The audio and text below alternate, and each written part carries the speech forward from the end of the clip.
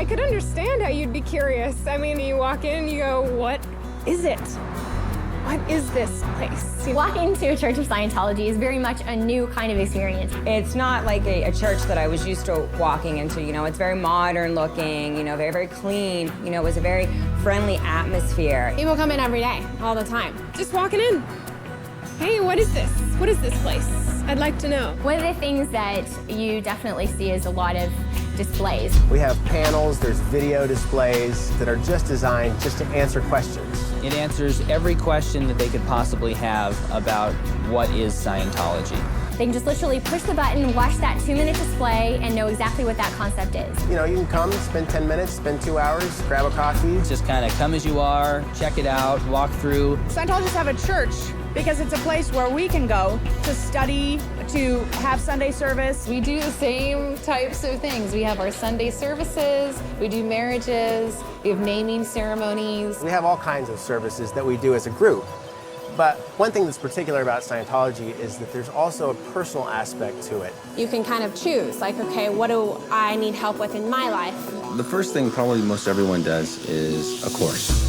That's actually the theology of Scientology. That's where you're learning about the actual philosophy itself. And it is a religious philosophy, but it's also an applied religious philosophy, so you go apply it. Kind of like a spiritual college. They have tons of courses on everything. Pretty much any subject you can really think of. There are courses on how to communicate better, how to get along with others, How to handle negative people. how to raise children. It's not just a philosophy where you sit and think about it. It's taking the spiritual nature of man and it's combining it with something that's really practical. It has a way of being very, very simple and easy to come across to the reader and easy to apply, but also extremely powerful. You come in, you pick a chair you like, you sit down, you study there. It's really quite simple. You feel good when you're studying there. You don't need to be a Scientologist, and you can be any religion, really, to come check it out. The whole point is you're yourself.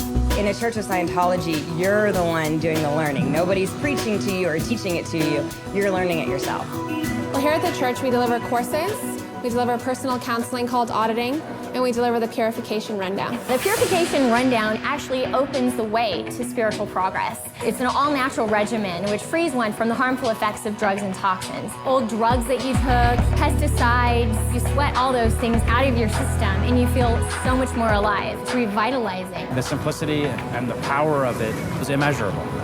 There's also something called auditing, which is Scientology counseling. And that is extremely unique. That is where you actually get rid of the unwanted emotions and unwanted habits, psychosomatic illnesses. There's no hypnosis involved in it. There's no analyzation. No one tells you what's wrong with you.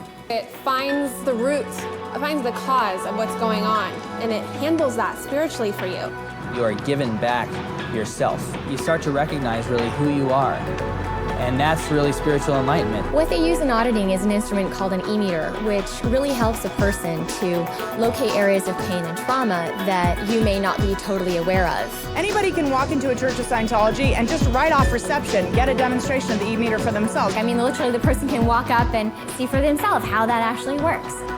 The tools in Scientology are used for you to help you with the areas of your life that you're having trouble with. It's a personal experience for an individual. And it's not lumping everyone into the same ball of wax because we all know it, we're all different.